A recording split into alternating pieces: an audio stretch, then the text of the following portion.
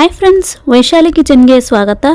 ಇವತ್ತಿನ ವಿಡಿಯೋದಲ್ಲಿ ನಾವು ಮಹಾರಾಷ್ಟ್ರದ ಪದ್ಧತಿಯಲ್ಲಿ ಸಾಂಪ್ರದಾಯಿಕವಾಗಿ ಹಸಿಮೆಣಸಿನಕಾಯಿ ಚಟ್ನಿ ಅಥವಾ ಹಸಿಮೆಣಸಿನಕಾಯಿ ಖಾರ ಯಾವ ರೀತಿ ಮಾಡ್ಬೋದಂತ ನೋಡೋಣ ಬನ್ನಿ. ಮೊದಲಿಗೆ ಹಸಿಮೆಣಸಿನಕಾಯಿ ಚಟ್ನಿ ಮಾಡೋದಕ್ಕೆ ಅಥವಾ ಖಾರ ಮಾಡೋದಕ್ಕೆ ಇಲ್ಲಾನು 250 ಗ್ರಾಮ್ನಷ್ಟು ಹಸಿಮೆಣಸಿನಕಾಯಿಯನ್ನು ತಗೊಂಡಿದ್ದೇನೆ. ಈ ಹಸಿಮೆಣಸಿನಕಾಯಿ ಚಟ್ನಿ ಮಾಡುವಾಗ ಬೇರೆ ಬೇರೆ ರೀತಿಯ ಹಸಿಮೆಣಸಿನಕಾಯಿ ಕೂಡ ಇರುತ್ತೆ. ಖಾರ ಜಾಸ್ತಿ ಇರೋ ಹಸಿಮೆಣಸಿನಕಾಯಿ, ಖಾರ ಕಡಿಮೆ ಇರೋ ಹಸಿಮೆಣಸಿನಕಾಯಿ. ಖಾರ ಕಡಿಮೆ ಇರುವ ಹಸಿಮೆಣಸಿನಕಾಯಿಯನ್ನು ತಗೊಂಡಿದ್ದೇನೆ. ಸ್ವಚ್ಛವಾಗಿ ತೊಳೆದುಕೊಳ್ಬೇಕು ಮಾರ್ಕೆಟ್ನಿಂದ ತಂದ ಮೇಲೆ. ನಾನು ಇದನ್ನು ತೊಳೆದ ಮೇಲೆ ಚೆನ್ನಾಗಿ ಡ್ರೈ ಮಾಡ್ಕೊಂಡಿದ್ದೇನೆ. ಹಿಂದಿನ ತುದಿಯನ್ನು ತೆಗೆದುಕೊಳ್ಬೇಕು. ಇಲ್ಲಿ ನೋಡಿ, ಹಸಿಮೆಣಸಿನಕಾಯಿ ತುಂಬ ಉದ್ದವಾಗಿದೆ. ಇವಾಗ ಇಲ್ಲಿ ನಾನು ಪೂರ್ತಿಯಾಗಿ ಒಂದರಲ್ಲಿ 2-3 ಪೀಸಸ್ ಆಗಿ ಕಟ್ ಮಾಡಿದ್ದೇನೆ. ಈ ಹಸಿಮೆಣಸಿನಕಾಯಿ ಸ್ವಲ್ಪ ಖಾರ ಕಡಿಮೆ, ಹಾಗಾಗಿ ಇಲ್ಲಿ ನಾನು 3 ಹಸಿಮೆಣಸಿನಕಾಯಿಯನ್ನು ತುಂಬ ಖಾರವಾಗಿರುವುದನ್ನು ಯೂಸ್ ಮಾಡ್ತಾ ಇದ್ದೇನೆ. ಬೇಕು ಅಂದರೆ ಹಾಕಿಕೊಳ್ಳಿ, ಇಲ್ಲ ಅಂದರೆ ಇಲ್ಲ. ನೀವು ಖಾರ ಜಾಸ್ತಿ ತಿನ್ನೋದಾದರೆ ಹಸಿಮೆಣಸಿನಕಾಯಿ, ಖಾರವಾಗಿರುವ ಹಸಿಮೆಣಸಿನಕಾಯಿಯನ್ನು ಹಾಕಿಕೊಳ್ಬಹುದು. ಖಾರವಾಗಿರುವ 3 ಹಸಿಮೆಣಸಿನಕಾಯಿಯನ್ನು ಯೂಸ್ ಮಾಡಿದ್ದೇನೆ. ಪ್ರೊಸೆಸ್ಗೆ ಹೋಗೋಣ ಬನ್ನಿ. ಗ್ಯಾಸ್ ಆನ್ ಮಾಡಿಬಿಟ್ಟು ತವವನ್ನು ಕಾಯಕ್ಕಿಡಿ. ಇದರಲ್ಲಿ ಅರ್ಧ ಕಪ್ನಷ್ಟು ಶೇಂಗಾಕಾಯಿ ಬೀಜವನ್ನು ಹುರಿದುಕೊಳ್ಳಿ. ಮೊದಲೇ ಈ ತವದ ಮೇಲೆ ನಾನು ಚಪಾತಿ ಮಾಡಿದ್ದೆ, ಅದರಲ್ಲಿಯೇ ಮಾಡ್ಕೊಳ್ತಾ ಇದ್ದೇನೆ. ನಾನು ಶೇಂಗಾಕಾಯಿ ಬೀಜ ಚೆನ್ನಾಗಿ ಹುರಿದಾದ್ಮೇಲೆ ಪ್ಲೇಟ್ನಲ್ಲಿ ತೆಗೆದುಕೊಳ್ಳಿ.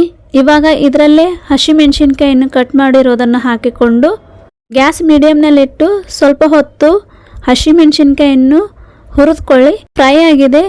ಇವಾಗ ಸ್ವಲ್ಪ ಫ್ರೈ ಆದ ನಂತರ 1 ಚಮಚದಷ್ಟು ಎಣ್ಣೆಯನ್ನು ಹಾಕಿಕೊಳ್ಳಿ. ಆಗ ಇದಕ್ಕೇನೆ 7-8 ಎಸಳು ಸಿಪ್ಪೆ ತೆಗೆದು ಬೆಳ್ಳುಳ್ಳಿಯನ್ನು ಹಾಕಿಕೊಳ್ಳಿ. ಹಾಗೇನೆ 1 ಟೇಬಲ್ ಸ್ಪೂನ್ ಅಷ್ಟು ಜೀರಿಗೆ ಹಾಕಿಕೊಳ್ಳಿ. ಹಾಗೇನೆ 1 ಟೇಬಲ್ ಸ್ಪೂನ್ ಅಷ್ಟು ಉಪ್ಪನ್ನು ಹಾಕಿಕೊಂಡು ಚೆನ್ನಾಗಿ ಫ್ರೈ ಮಾಡ್ಕೊಳ್ಳಿ. ಎಣ್ಣೆ ಹಾಕಿದ್ಮೇಲೆ ಚೆನ್ನಾಗಿ ಮತ್ತೆ ಫ್ರೈ ಮಾಡ್ಕೊಳ್ಳಿ. ನಾವು ಹಸಿಮೆಣಸಿನಕಾಯಿ ಎಷ್ಟು ಚೆನ್ನಾಗಿ ಹುರಿದುಕೊಳ್ತೇವೋ ಅಷ್ಟೇ ಚೆನ್ನಾಗಿ ಟೇಸ್ಟಿಯಾಗಿ ಚಟ್ನಿ ರೆಡಿ ಆಗುತ್ತೆ. ಹಾಗೇನೆ ನೋಡಿ, ಹಸಿಮೆಣಸಿನಕಾಯಿ ಸ್ವಲ್ಪ ಸಾಫ್ಟ್ ಆದ್ಮೇಲೆ ಇವಾಗ ಇದರಲ್ಲಿ ಫ್ರೈ ಮಾಡ್ಕೊಂಡಿರುವ ಶೇಂಗಾದ ಬೀಜವನ್ನು ಹಾಕಿಕೊಳ್ಳಿ. ಇದನ್ನೆಲ್ಲ ಹಾಕಿಬಿಟ್ಟು ಮತ್ತೆ ಚೆನ್ನಾಗಿ ಫ್ರೈ ಮಾಡ್ಕೊಳ್ಳಿ. ಇವಾಗ ಚೆನ್ನಾಗಿ ಫ್ರೈ ಮಾಡ್ಕೊಂಡಿದ್ದಾಗಿದೆ. ಗ್ಯಾಸ್ ಆಫ್ ಮಾಡ್ಕೊಳ್ಳಿ.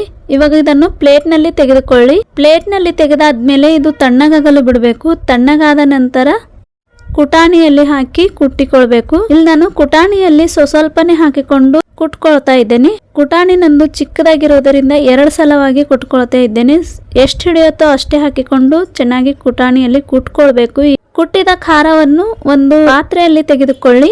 ಇನ್ನು ಮಿಕ್ಕಿದ್ದನ್ನು ಇದೇ ರೀತಿಯಾಗಿ ಕುಟಾಣಿಯಲ್ಲಿ ಹಾಕಿಕೊಂಡು ಸ್ವಲ್ಪ ಇವಾಗ ಕೊತ್ತಂಬರಿ ಸೊಪ್ಪನ್ನು ಹಾಕಿಕೊಂಡು ಕುಟ್ಕೊಳ್ಳಿ. ಮೊದಲಿನ ತರನೇ ಕುಟ್ಕೊಳ್ಬೇಕು. ಮೊದಲು ಕುಟ್ಟಿ ಒಂದು ಪಾತ್ರೆಯಲ್ಲಿ ತೆಗೆದಿದ್ದವಲ್ಲ, ಅದನ್ನು ಕೂಡ ಈ ಕುಟಾಣಿಯಲ್ಲಿ ಹಾಕಿಕೊಂಡು 2 ಚೆನ್ನಾಗಿ ಮಿಕ್ಸ್ ಮಾಡ್ಕೊಳ್ಳಿ.